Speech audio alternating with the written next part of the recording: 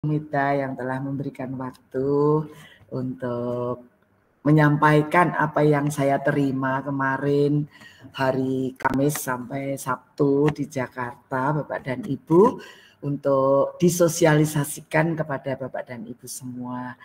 Selamat siang Bapak dan Ibu, Assalamualaikum warahmatullahi wabarakatuh. Selamat siang, Waalaikumsalam. Waalaikumsalam warahmatullahi wabarakatuh. Shalom, Om Swastiastu, Namo Buddhaya, salam kebajikan, rahayu buat kita semua yang berada di ruang virtual pada siang hari ini. Bapak dan Ibu calon fasilitator angkatan 11, baik dari fasilitator reguler, kelas reguler, maupun kelas kognisi. Ini memang mulai angkatan 11 nanti terdapat transformasi atau perubahan dalam layanan pendidikan guru penggerak yang sebelumnya barangkali Bapak dan Ibu yang fasil lama ini sudah akrab dan sudah hafal sekali bagaimana menu-menu LMS yang ada di SIM PKB ya.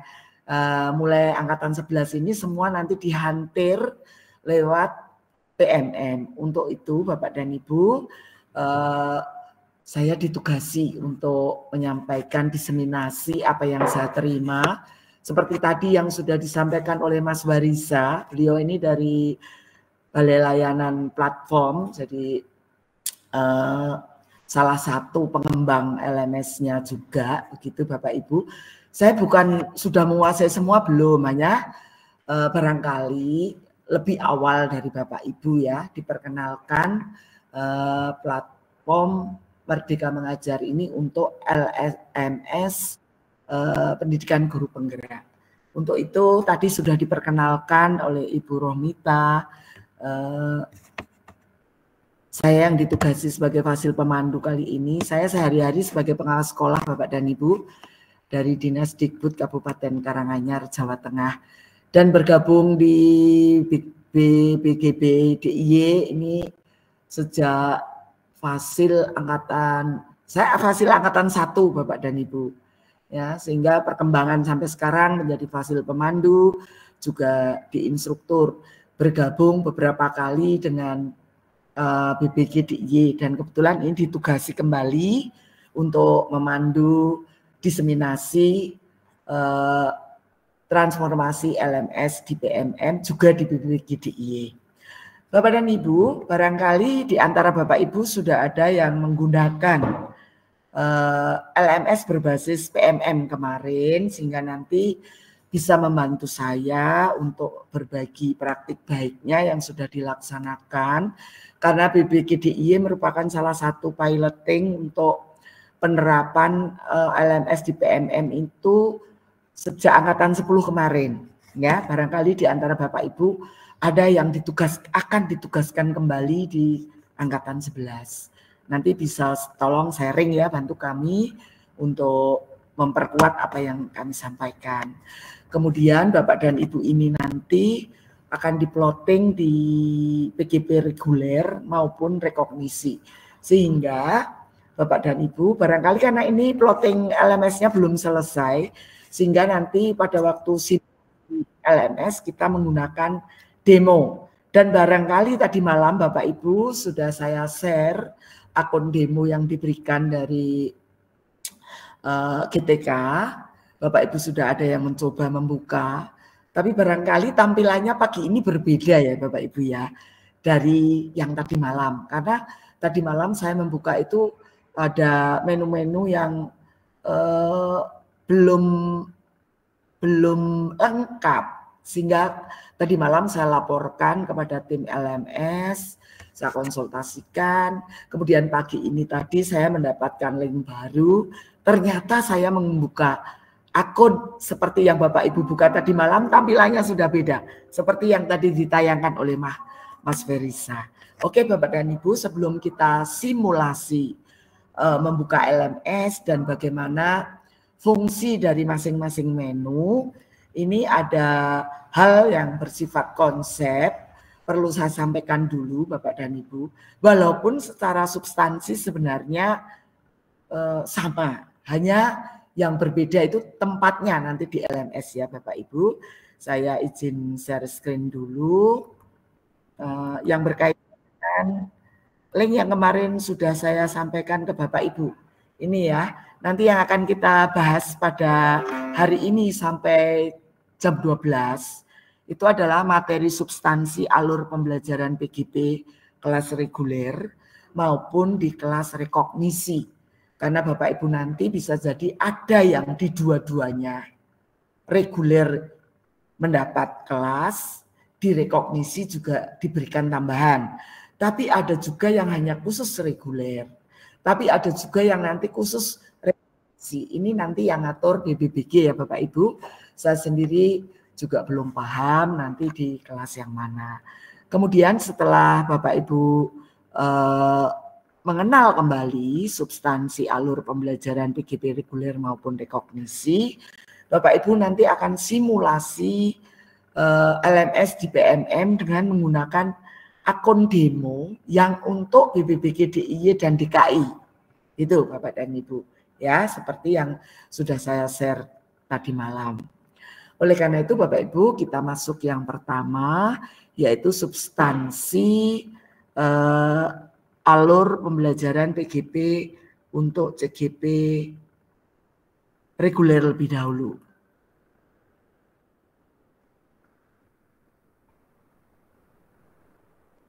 Ini ya Bapak dan Ibu sudah bisa dilihat? Sudah bisa dilihat PPT-nya Bapak Ibu? Ya, Bu. Ya. Oke. Sudah Bu, sudah. Bagaimana suara saya? Jelas sekali Bu. Jelas Bu. Oke. Walaupun agak paro ya, agak paro karena radang saya lagi kumat ini.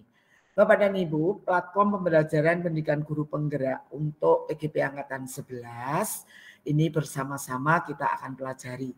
Bagi Bapak Ibu yang fasilitator lama, saya kira sudah memahami. Tapi bagi Bapak Ibu yang naik peringkat dari PP menjadi fasilitator, barangkali kemarin sudah kenal tetapi belum ditungah ya, karena PP kemarin hanya di bagian pengajar praktik Bapak Ibu berurusan dengan LMS ya.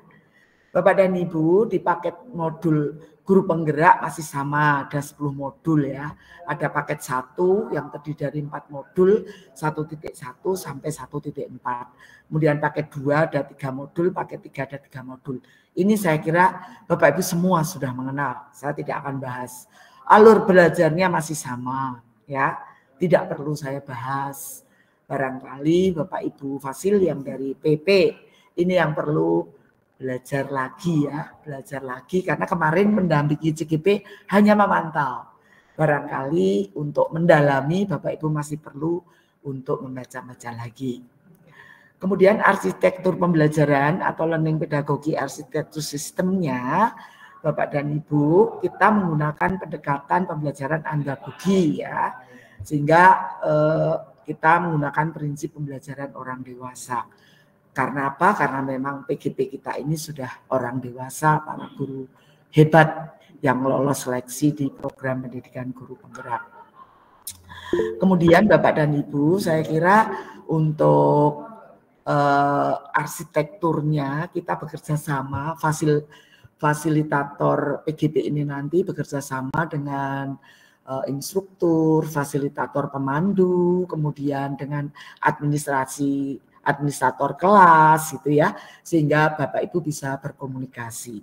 Instruktur ini tugasnya mendampingi calon guru penggerak secara full online, tetapi hanya dielaborasi pemahaman.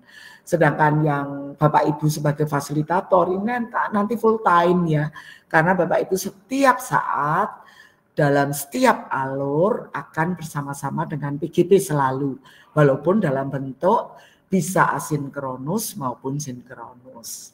Kemudian PGP itu sendiri nanti didampingi oleh para pengajar praktik ya, yang akan selalu membantu Bapak dan Ibu fasilitator untuk meng-cross check dalam implementasi pada saat melaksanakan pendampingan individu maupun pada saat loka karya.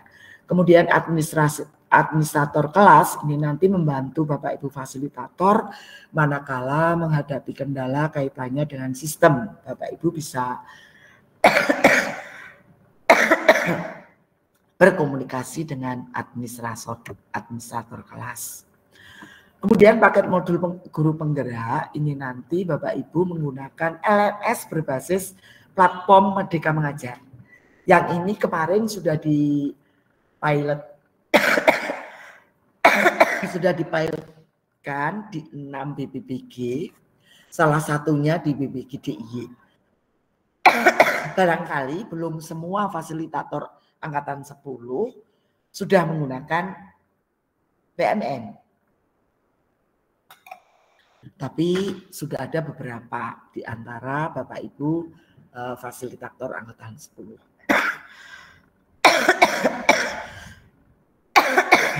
Kemudian nanti Bapak Ibu di link yang saya berikan itu nanti ada video konferensi yang bisa memberikan pembekalan pendampingan kepada Bapak Ibu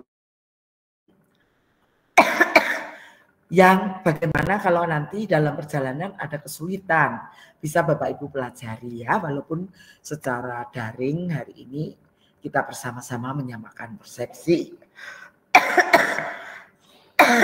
Dan Pak Yuliawanto tadi menjanjikan akan ada pertemuan daring di mana begitu ya, mudah-mudahan terrealisasi, kita bisa bertatap muka untuk mempraktekkan lebih jelas kalau memang itu luring Bapak dan Ibu. Kemarin saya di Jakarta juga luring ya. Bapak dan Ibu fasilitator ini nanti bisa men-setting enrollment statusnya di LMS sama ya dengan waktu di SIM PKB juga sama, Bapak Ibu tidak ada perbedaan. Bapak Ibu nanti men-setting sebagai teacher ya. Kalau admin nanti ini jelas, admin ini bisa dengan Bapak Ibu, bisa dengan CGP sehingga bisa terkoneksi dengan teacher maupun student. Sedangkan yang pengajar praktik ini sebagai teacher asisten bisa Bapak Ibu nanti juga masuk ke menunya pengajar praktik ya, karena Bapak Ibu mempunyai peran bekerja sama dengan pengajar praktik. Kemudian nanti CGP Bapak Ibu harus men-setting enroll-nya sebagai student Bapak Ibu. Ya. Kemudian untuk fasilitator ini hanya diperbolehkan melakukan set editing pada aktivitas diskusi sinkronus tatap muka saat mungkin Bapak Ibu yang baru menjadi fasilitator ini hal baru, tapi bagi Bapak Ibu fasilitator lama itu masih sama Bapak Ibu ya, untuk mencantumkan link Jimit-nya ya dengan melakukan editing di LMS ya, agar CGP Bapak Ibu bisa mengakses masuk ke Jimit saat mau tatap maya secara sinkronus dengan tautan yang Bapak Ibu buat dari Google Calendar ya, dari Google Calendar. Nanti kita praktekkan bersama-sama Bapak dan Ibu. Kemudian Bapak Ibu sebagai fasilitator memperhatikan duodit ini di masing-masing menu sudah diberikan, misalnya di alur mulai dari diri, kemudian di demonstrasi kontekstual, di masing-masing alur ada duodit yang disematkan di setiap ada penugasan. Juga pada ruang kolaborasi, demonstrasi kontekstual, dan di aksi nyata. Ini Bapak Ibu fasilitator perlu memperhatikan karena Bapak Ibu ini perlu mengkomunikasikan dengan CGP yang diserahkan kepada Bapak dan Ibu. Untuk selalu mengingatkan untuk menepati waktu kirim tugasnya. Karena Bapak Ibu nanti harus segera menilai, sehingga kalau ada CGP yang lelet, harus terpaksa dia mengirim tugasnya itu setelah duodit, tentu Bapak Ibu harus mempertimbangkan. Nilainya tidak bisa optimal ya Bapak Ibu. Maka Bapak Ibu perlu mengingatkan dan memperhatikan duodit yang ada di masing-masing menu. Duodit ini ada 3 hari efektif dimulai sejak pelaksanaan kegiatan ruang kolaborasi, demonstrasi kontekstual maupun aksi nyata. Kalau aksi nyata agak panjang ya Bapak Ibu ya, diberikan waktu sesuai yang ada di penjadwalan ya. Tapi setidak-tidaknya Bapak Ibu fasilitator ini punya kewajiban mengingatkan CGP-nya masing-masing. Di koneksi antar materi ini juga 3 hari setelah pembahasan koneksi antar materi, ya, sejak jadwal koneksi antar materi. Kemudian untuk aksi nyata ini 4 minggu Bapak dan Ibu. Tapi ada yang kadang-kadang ada perubahan karena ini ya, karena penjadwalan berubah. Apalagi nanti Bapak Ibu di angkatan 11 ini terbentur di akhir kabinet, barangkali nanti ada hal perubahan. Kita ikut saja Bapak Ibu, ya. Biasanya ada pengumuman dari Satker. Nah, mekanisme login di platform Merdeka Mengajar, Bapak Ibu tadi sudah dijelaskan oleh Mas Bariza. Nanti kita akan mensimulasikan Bapak Ibu, ya. Tadi sudah dijelaskan ini oleh Mas Bariza. Saya tidak akan mengulang kembali. Justru nanti kita akan mempraktekkan bersama-sama. Ini ada video panduan. Nanti disilahkan Bapak Ibu ya bisa mengakses ini untuk mempelajari secara mandiri ya Bapak Ibu. Ini untuk semua aktor ya, untuk Bapak Ibu fasilitator, baik fasilitator rekognisi maupun fasilitator reguler, juga untuk pengajar praktik, untuk admin. Itu ini semua bermanfaat untuk semua aktor. Silahkan nanti Bapak Ibu bisa mempelajari secara mandiri. Bapak dan Ibu, ini nanti Bapak dan Ibu juga perlu mengenal bagaimana LMS dari CGP Bapak Ibu ya. Nanti kita akan praktekkan menunya seperti ini. Dan di sebelah kiri ini menu untuk PGP itu terbatas. Berbeda dengan menunya Bapak Ibu sebagai fasilitator ya. Tapi perlu Bapak Ibu memahami juga supaya nanti kalau CGP Bapak Ibu ada kesulitan, konsultasi kepada Bapak Ibu, ini Bapak Ibu bisa memberikan solusi ya. Kalau terpaksa tidak bisa, Bapak Ibu bisa bekerja sama dengan admin kelas nanti. Menunya ke bawah, yang barangkali ini berbeda dari menu yang ada di SIM PKB ya Bapak Ibu. Kalau Bapak Ibu kemarin itu menu LMS-nya itu modul 1.1 sampai 3.3 itu ada di sebelah kiri, di dekat biru di dashboard sini. Tapi sekarang ada di bawah seperti ini Bapak Ibu. Ya, kalau kita perbesar ini ya, modulnya 1.1 sampai 3.3. Ya. Hanya bedanya nanti yang rekognisi bagi Bapak Ibu fasil yang akan mendapatkan kelas rekognisi, memang nanti menunya sama. Semua 10 modul ada. Hanya CGP Bapak Ibu nanti tidak mengerjakan semua paket modul yang ada. Hanya di modul 1.4, 2.3, dan 3.3 saja. Sedangkan di modul-modul yang lain itu kewajiban CGP rekognisi hanya pemenuhan fasilitasi CGP reguler. Nanti kita bahas ya bareng-bareng Bapak Ibu. Itu ya. Jadi menunya seperti ini. Sebagai gambaran awal sebelum Bapak Ibu masuk ke LMS yang sesungguhnya. Ini ya menunya. Jadi per modul kalau dibuka seperti ini. Tidak jauh berbeda dari menu-menu yang ada di LMS di SIM PKB. Mirip Bapak Ibu. Hanya nanti di LMS PMM itu tempat menunya berbeda dari SIM PKB. Itu Bapak Ibu. Nah, di LMS CGP itu terkoneksi dengan menunya pengajar praktik. Mengapa? Karena pengajar praktik itu nanti akan menilai CGP-nya sekitar 3-8 CGP. Tapi rata-rata biasanya 5 CGP, itu mengaksesnya ya di LMS CGP Bapak dan Ibu. Ya, kalau Bapak Ibu fasilitator itu mengakses semua CGP yang ada di kelas itu, barangkali ada 10 atau 12. Tapi pengajar praktik di kelas itu kan ada 2 biasanya. Ya, itu pengajar praktik itu hanya bisa mengakses CGP-nya masing-masing. Tapi Bapak Ibu fasilitator saat membuka di LMS-nya Bapak Ibu bisa mengakses semua. Itu. Karena di pengajar praktik nanti harus mengisi jurnal pemantauan, jurnal pendampingan, dan mengisikan lokakarya maupun pendampingan individu. Itu menunya untuk pengajar praktik. Saya kira Bapak Ibu cukup memahami, tapi Bapak Ibu juga perlu tahu karena Bapak Ibu juga memantau kinerja pengajar praktik Bapak Ibu masing-masing. Nah, ini di aktivitas lokakarya itu PP pengajar praktik itu nanti melaporkan kegiatan lokakaryanya, aktivitas yang dilaksanakan pengajar praktik dan CGP-nya itu di LMS Bapak dan Ibu.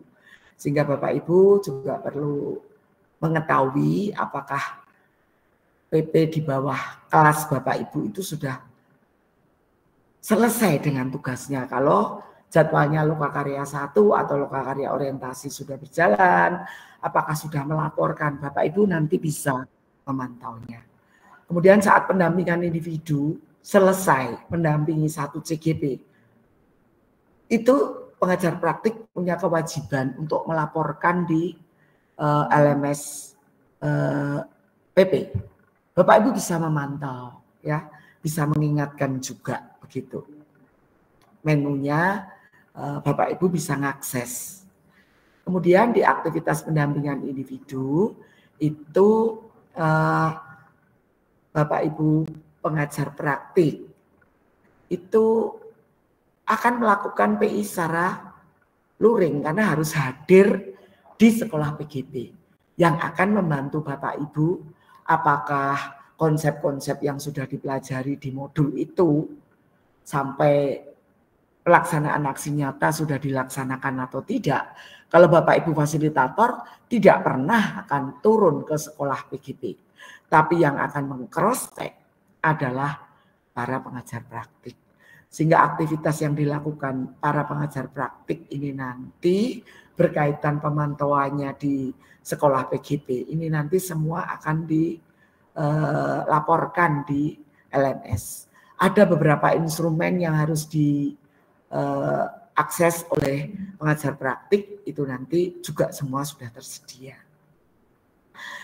Nah, ini Bapak dan Ibu, bagaimana untuk Bapak Ibu yang nanti mengampu CGP rekognisi? Apakah sama dengan CGP reguler? Sebenarnya intinya sama, hanya berbeda Bapak Ibu.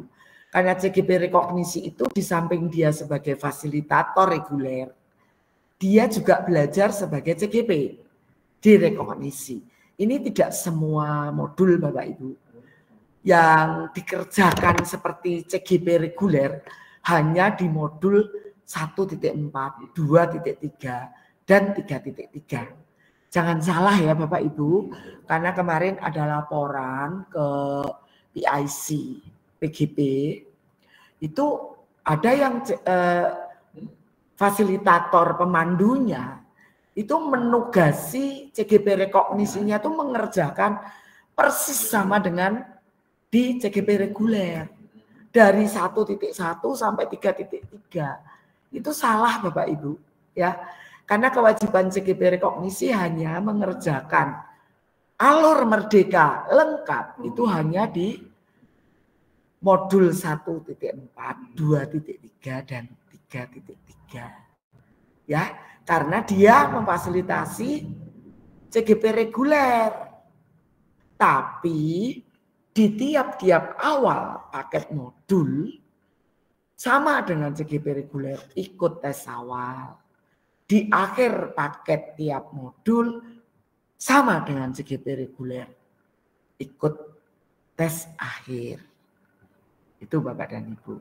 Syarat untuk menjadi CGP rekognisi adalah sudah pernah yang memfasilitasi, maksudnya yang memfasilitasi program rekognisi ini minimal Bapak Ibu fasilitator yang pernah memfasilitasi CGP reguler 1 kali, ya, bisa mendampingi para CGP rekognisi. Kemudian CGP rekognisi itu sendiri punya kewajiban mengikuti 10 kali elaborasi pemahaman. Walaupun alur merdekanya itu tidak mengerjakan di modul 1.1, 1.2, 1.3 tidak mengerjakan, Tetapi elaborasi pemahaman harus hadir. Karena CGP rekognisi punya kewajiban di elaborasi pemahaman ini melaporkan dia kehadirannya itu men-screenshot foto bersama dengan kelas yang dihadirinya, kelas CGP regulernya di kegiatan awal, inti, dan penutup. Dan juga menuliskan refleksi dari elaborasi pemahaman yang dia ikuti bersama dengan instruktur. Dan itu diunggah di masing-masing modul sudah disediakan tempat ya, nanti kita praktikan itu di tempat pemenuhan fasilitasi itu sudah ada menu untuk mengunggah bukti kehadiran elaborasi pemahaman. Sedangkan kalau CGP reguler kan tidak, cukup Bapak Ibu fasilitator nanti membantu untuk mengisi presensi CGP reguler. Tetapi yang CGP rekognisi, Bapak Ibu fasil pemandu kan tidak harus hadir di elaborasi pemahamannya CGP rekognisi karena barangkali dia juga bertugas sebagai instruktur, gitu Bapak Ibu. Cukup CGP rekognisi mengunggah bukti dia sudah mengikuti elaborasi pemahaman, ada foto kegiatan awal, ada foto kegiatan inti, ada foto kegiatan penutup, di screenshot. Nanti ditata dalam Word begitu, digabung di situ ada refleksi apa pembelajaran yang sudah didapatkan saat mengikuti elaborasi pemahaman. Kemudian fotonya nanti ditata dalam sebuah Word, kemudian diubah dalam bentuk PDF, diunggah di tempat pemenuhan fasilitasi, yaitu di kehadiran elaborasi pemahaman. Itu Bapak dan Ibu. Untuk bisa melihat aksi nyata